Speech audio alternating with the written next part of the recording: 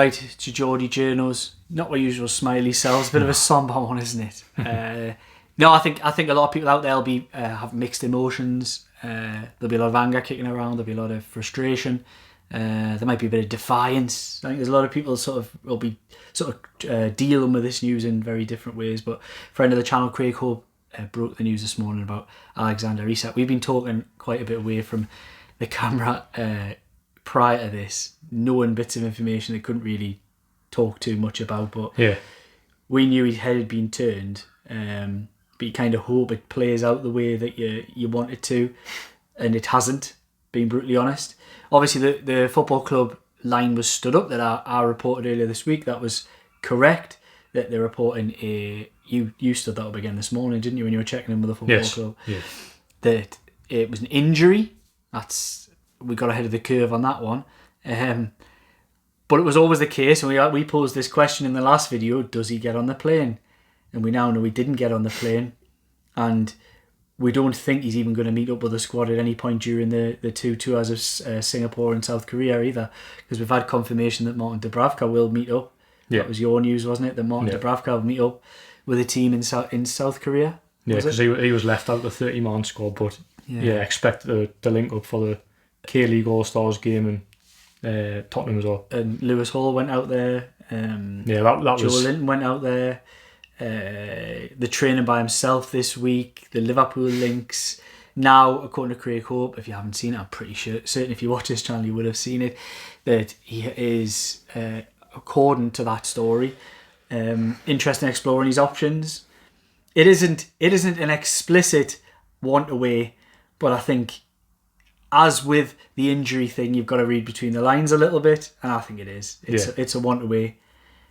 And what's your initial thoughts on it, Jordan? How do you feel about the situation? I've got some pretty strong feelings on it, I think. So up until this point, I'd always try to stick to the facts, and people who watch this, I was convinced Alexander Isak would be on the plane and would stay at the football club, and that was based on the facts. As the facts that Newcastle United constantly repeated, he is not for sale. The facts on Saturday, as Eddie Howe said, it was due to managing minutes. Okay, the speculation was in there as well. The facts were he had a scan this week on a thigh injury, so it was all leading to an injury picture, which came from a legit. Like we know, where that came from, and it was as legitimate as he can get. Yeah. So in terms of injury, I do think there's one there, but the concern I've got now and how what these reports suggest is, I think it's a choice that the player hasn't gone on this trip because, as per the story, that he is exploring his options to move away from the football club, and I didn't expect that from Alexander Isak. If that's the case, which I think it probably is. You look at it, Lewis Hall, recovering from surgery, goes on the trip. Joe Linton, who was left out last week, goes on the trip.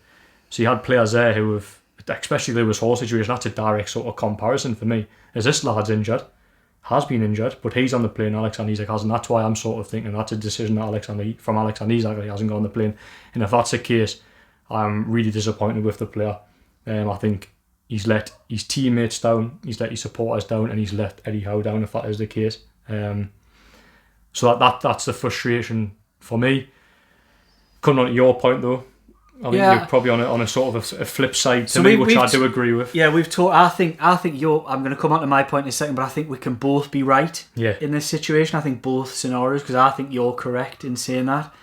I do flip it on its head, and it maybe isn't the time to discuss it, but I'm going to do it anyway, as I always do on here. I would argue that if you look at it, you try and take your NUFC hat on, you walk away, you think about the situation, and I've repeated this on this channel before, that there have been footballers who've gone to the hierarchy in this football club and complained about the project. Like, where is this project you promised us? Now, that's where I come at the point where I think not only is he letting down the football club, the players, fans in many ways, he's only really doing it because he wants the best for himself. Yeah. And he doesn't want to be locked in a £150 million cage. And that's essentially what Newcastle United said very publicly that they want to do. They're going to lock him in a £150 million cage and wait for somebody to unlock that door. Could still be Liverpool, but let's be brutally honest about this. It ain't going to be at that price. It ain't going to be. Newcastle don't hold the cards that they think they hold in this situation. They have a contracted player that's as far as it goes. They can decide to sell or not, but realistically, common sense has to come into it. There will be a sale. Whether it's this summer or next summer, I don't know yet. Yeah. I'm still not 100% it will. But I think the player has a right in his mind to think, they've let me down. The positives to that was they gave him a good opportunity to play at a football club in the Premier League. They've kind of achieved things. They have achieved things. He signed for a football club and finished, 30th? I don't think you could have asked much more in terms of what they've achieved on the field. Where do we finish under how first season? 11th, yeah. 11th. So he signed for a football club that finished 11th. Yeah. And they went and finished 4, 7, 5 and won a trophy. 2 Champions League campaigns. So it's not like they haven't achieved. What I've said previously on Isak and on videos is that I do tend to feel that the football club and Isak are on different trajectories. He's almost become too good. And he's a level, it might come for Tonali again soon, because the football club isn't on the same trajectory as world class and elite level. It isn't going to get there at the speed that I think they thought and they promised people at the start. A lot of these football players are going to the club and saying, where's this training ground you promised me? Where's this stadium that you told us you would be an elite football club? Now, you're not going to be an elite football club while I'm at this football club, because I'm going to be gone before you ever reach that point. I think there's other footballers. There's a couple. I definitely know one for a fact. I can't say who it is. I would always tell you guys information. I always do. Jordan does and I do. If we've got information to tell you, I can't say who that other one is. But there is people at this football club who've gone and said, what the hell are you doing? Like, what? Why? So I think the footballers who signed for an elite project have been let down in some ways. Yeah, no, I can't disagree. I think they've been elite. I think they've been elite on the football pitch and what they've achieved from where they were, again, 4 years into a takeover. 2 Champions League finishes, a cup. I think in terms of on-field success, I think they've done really, really well. In that time, remember, they hadn't signed a player for essentially 2 years as well. Yeah. But it's at the top of the football club where I think they've been let down in terms of ambition. Where's the training ground? Where's the stadium plans? Where's your sporting director? It's just a bit of a mess at the top level, and I think we've always said it. I think Eddie Howe has done extremely well to keep that separate. He's kept a team on the pitch that has delivered. But there's a time when, if things aren't right at the top of the football club, it creeps down. And it feels like the Isak situation, Newcastle on the brink of potentially It's opened up the cracks, it's starting to crack. It has, yeah. Yeah, you're very right in saying that. I always think that's why Manchester United has been such an unmanageable football club for so long. There's been good managers gone in and they've signed good players. It's not just they just signed bad players for lots of money. There's been good managers and good players passed through that football club, but because it is rotten to the core, because of the ownership, it eventually just runs down. And I'm not saying that's comparable at Newcastle United. That's just an example of how things off the field can eventually turn up on them. It took Man United a long time to get to that point. It probably took them 10 years to really get to that point, but it happened. At Newcastle United, I think they've got a footballer in Alexander Isak who has outgrown Newcastle United. He's outgrown the team. And I think really we all knew that. This is possibly, we were talking about this before, I think the biggest thing for fans, and tell us if you think I'm wrong, I think the biggest thing for fans, this summer has felt like the biggest slap in the chops this summer, because it's been the starkest, coldest realisation that you hope and dream and think you can compete and you can fight and you can fight off anybody. Yeah. But the realisation comes home now that, I'm sorry, they are not that club yet. And I think everybody hoped when this happened, the takeover, those days are gone.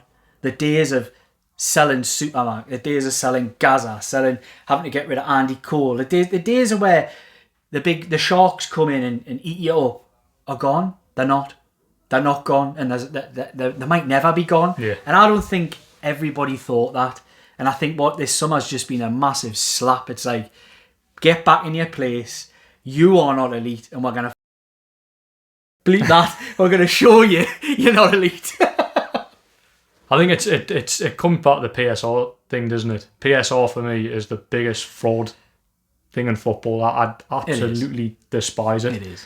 And it's why clubs like Liverpool, and don't get us wrong, again, Liverpool are a huge football club, have got a pull, But Liverpool can go, Isak can go, we'll give you 350 grand a week. Newcastle United, God. in terms of finances, do we have a chance? We made the point before, when they'd signed players before, because it offered big money. They can't do it anymore because of the financial rules.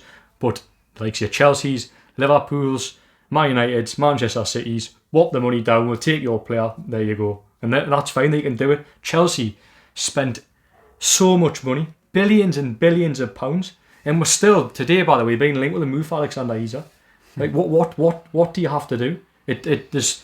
These clubs have so much money, and Newcastle, unfortunately, because of the rules, as much as they want to get there, can't.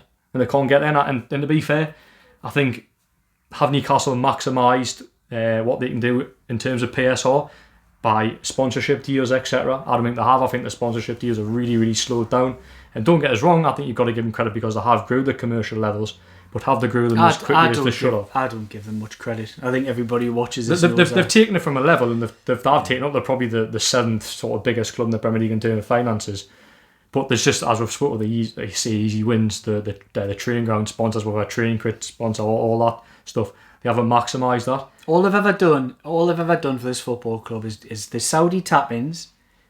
Adidas, got to give them some credit for that, but I still don't think that's all Silverstone, by the way. What else? Nothing, not much. Basically just asked fans to pay more for things. Yeah. Buy more stuff, pay more for it, and pay more for your tickets, please. That's all they've done. There hasn't been much else. Yeah. It's quite a... I think it's a shambolic... Anybody who would listen...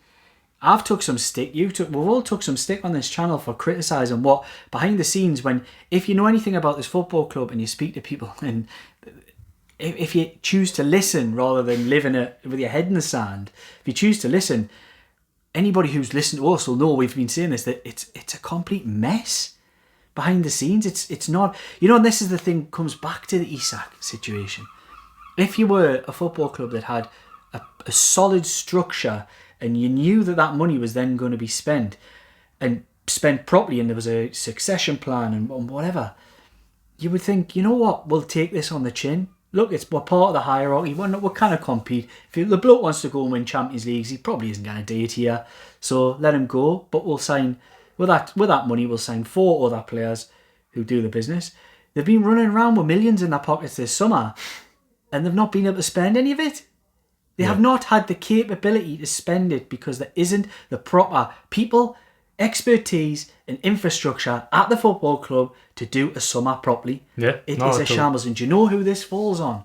And I've said it time and time again. I wrote a piece a year ago, last summer, when I went off to Egypt on holiday with the kids. I filed it to you and you went, Liam, what are you doing? And it was about Darren Eales. Now, this has nothing to do with the fact that bloke, it's not a personal thing. The guy's went through an illness. He's leaving the football club. This is none of that. None of that for me. I look at what he's achieved.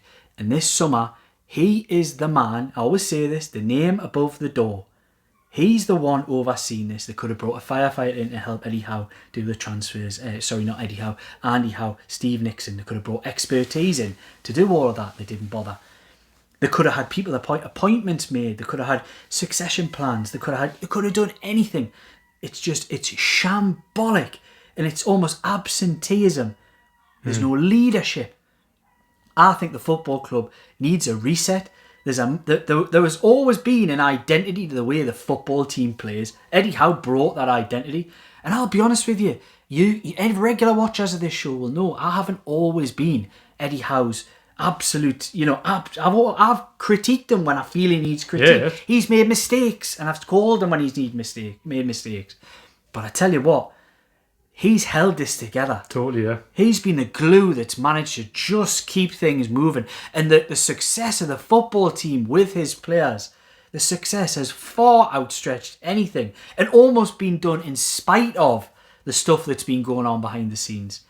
It really is. It's tiresome to watch somebody of that skill set and capability have to be stretched in so many directions, and the people below him as well or around him who are meant to help. They're not transfer experts. They're not deal makers. They're not deal breakers. They're people who do other jobs that are having to step in. What is this like? Is this Lee Charnley again, having to do everything? This summer I cannot express how shambolic I feel this summer has been. That's before today. And again, regular watchers, not those who specialise in pulling teeth, regular watchers will know that I said this 2 weeks ago.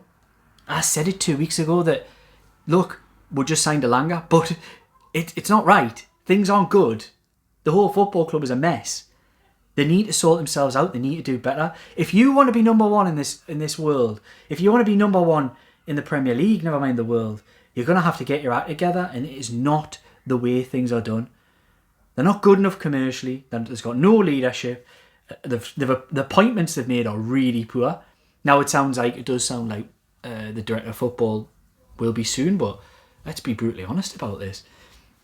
If it's Ross Wilson, who's got an excellent, incredible name in football, you would look at him and say the jobs where he's been, has he done a great job? Maybe, who knows? But he's got good contacts in football and is well thought of.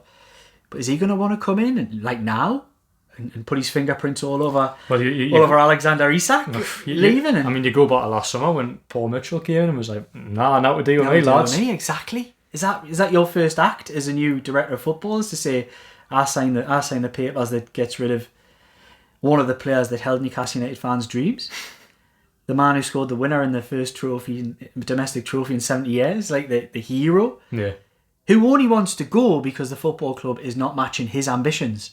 Let's be honest about this. He isn't going because he dislikes Newcastle United. He isn't going because he dislikes you fans, or he dislikes Eddie Howe, or he's doing it because what he sees happening is not matching where he wants to go as a footballer in the prime years of his career. And I can understand it. That's kind of what I was getting at earlier. I understand it. It has been sort of escalated by Liverpool coming in and making what wasn't an official approach according to Eddie Howe in his press conference after. So there has been a bit of underhand tactics there, but it happens all over the shop. But I just thought with Alexander Isak, and again he still might stay out. We're talking about £150 million cage. I think if Newcastle want to stick to that price tag, then I don't see many clubs really paying that fee. But at the end of the day, you probably end up with a player that is severely unhappy. But you're not got a player doing that, pushing against it, because of all this public posturing by the football club and the chief executive in February who said it would be crazy for Newcastle to say, well, I'm afraid you're going to be posed with a very crazy question in the next few weeks, I think it looks like. So you've got a crazy decision to make, Darren. I think it depends how much the player pushes. I think if Alexander Isak wants to go and Liverpool are willing to sort of, I say Liverpool and maybe another club. They'll not get that money from Jordan, though, will they? They're not going to get that money from Alexander Isak's posturing this week has made it very clear. It's made Newcastle United's tough stance, the solid stance, a lot weaker. But it's the concession plans. If you lose your top goal scorer, where the hell do you go next? Visa's the next one. I mean, we talked on here. I see a lot of journalists talking of confidence. You need to put a proper bid in. You need to pay what Brentford want if you're going to go and get him. I mean, is he Alexander Isak's replacement? He wasn't meant to be. I think we spoke to him as a very good sort of rotations last summer to play alongside. I think for him to be Alexander Isak's replacement would be a bit of a disappointment, but they're at the stage now is where do you go? That's another thing when Newcastle's thinking. It's like, I don't think Newcastle going into the summer would have planned for Alexander Isak going. I think next summer was a different conversation. Yeah. 2 years left on his deal. It might still be, Jordan, and that's what I'm saying. We'll talk of that. Might be decent for a little title, but the 150 million cage. Yeah. I think that they could lock him in it. They could. It's not great though, and it doesn't send a very good message to other players who think, my dream is to play for Real Madrid or Barcelona or whatever. Are you really going to go to Newcastle when you turn around? You have 3 great seasons with them, and suddenly go, nah, mate, you're not going anywhere unless somebody pays a world record fee for you. Yeah, it's not a good look, is it? No, and that goes back to sort of, because I thought Newcastle as a football club had done as being sort of a stepping stone, but there is certain clubs in football that you can't. You are still a stepping stone too. Well, that goes back to the reality and the big slap in the face, isn't it? Yeah. Not a nice one, but it's true.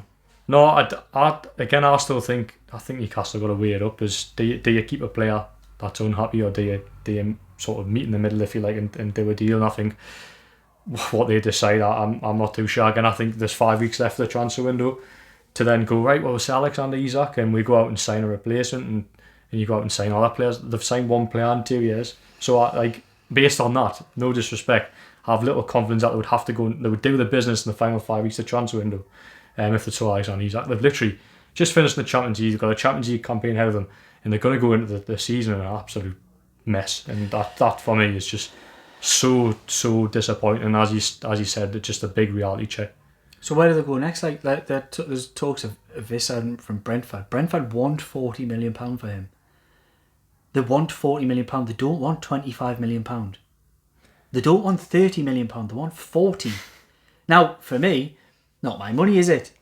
I think the way things have gone on is, I'm afraid, there comes a point in Newcastle where I didn't care what you value him at, and it's his age why they don't value him at 40. That's what it is. Does it go back? You're just going. You have. Yeah, I was going to say, does it go back to Chris Wood scenario where it was like they needed a striker, in that relegated staying up season. The first season anyhow, they needed a striker. They went and paid the release clause or whatever it was for Chris Wood.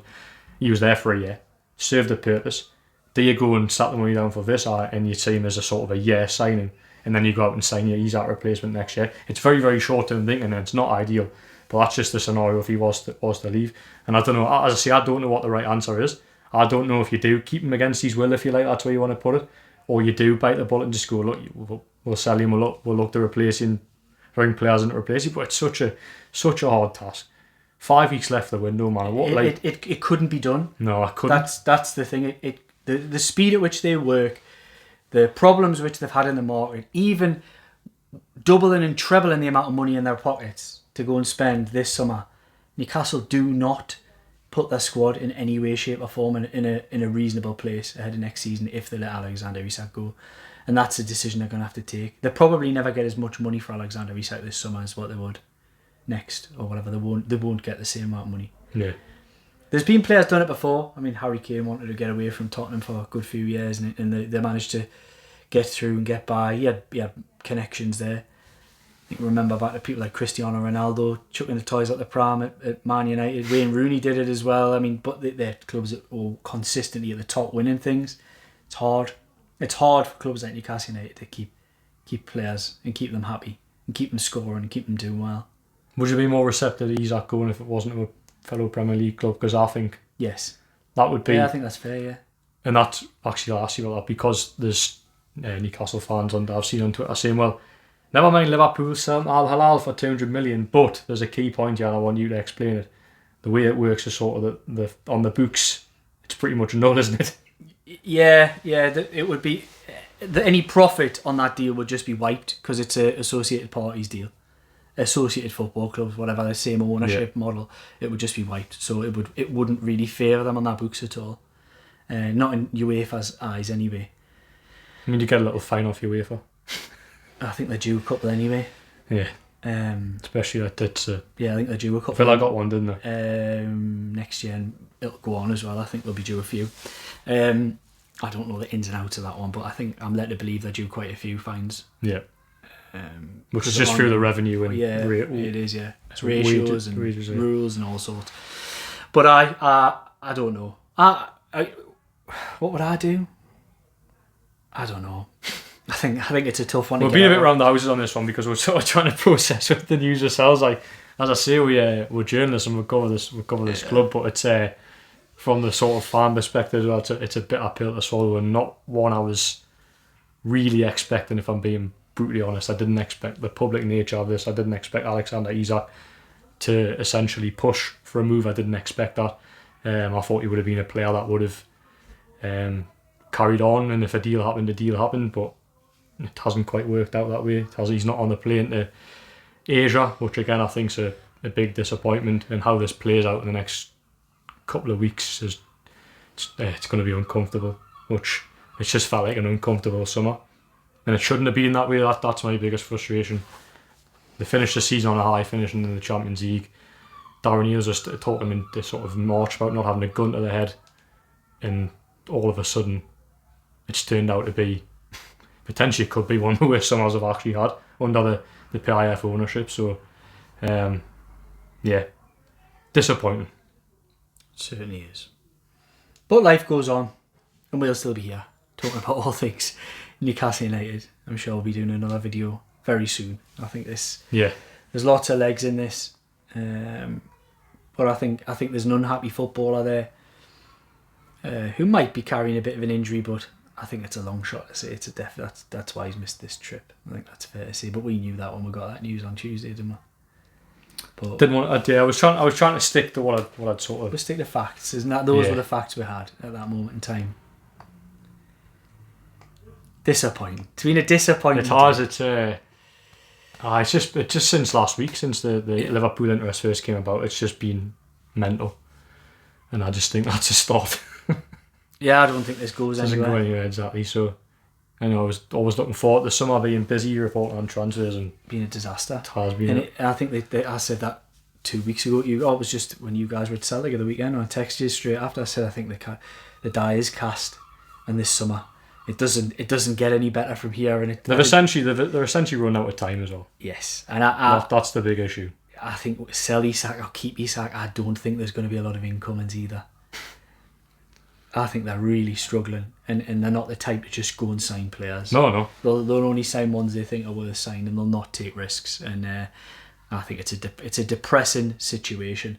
Would love to be giving you better updates, but and we will. But I just want to keep fans updated on this Visa thing as well. That it might happen, but believe that if they do, they know they're massively overpaying for the footballer. That's what they see it as. They think it's a fair deal what they put on the table, but I think they might hope, and I'm not sure the club will sign off on signing a player of that age for that kind of money, but Yeah, as I say, went against the bill, didn't it? it's going to have to be a bit of persuading.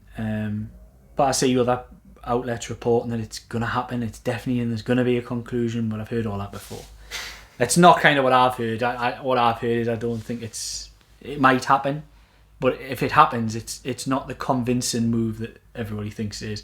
It's not like they've identified him and thought, wow, he's the man to do X, Y, and Z.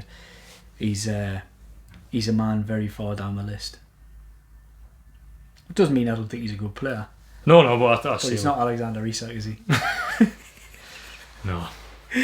Hey, Just well. sad again now. Yeah. Right, quick word from our sponsors, and then we'll wrap it up. Comply IT Limited. Worrying about disposing of your old IT equipment? Don't be. Comply IT handle everything. Secure collection, detailed tracking, and certified data destruction. That's Comply IT Limited.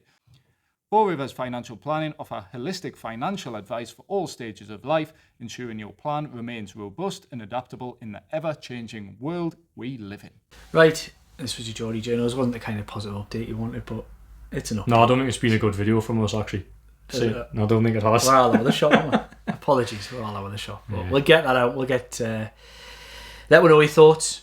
Like, comment, share, subscribe. Or you can stick all your comments down. We'll try and get through them and let me know your thoughts on it. Are you disappointed? Are you upset? Are you angry?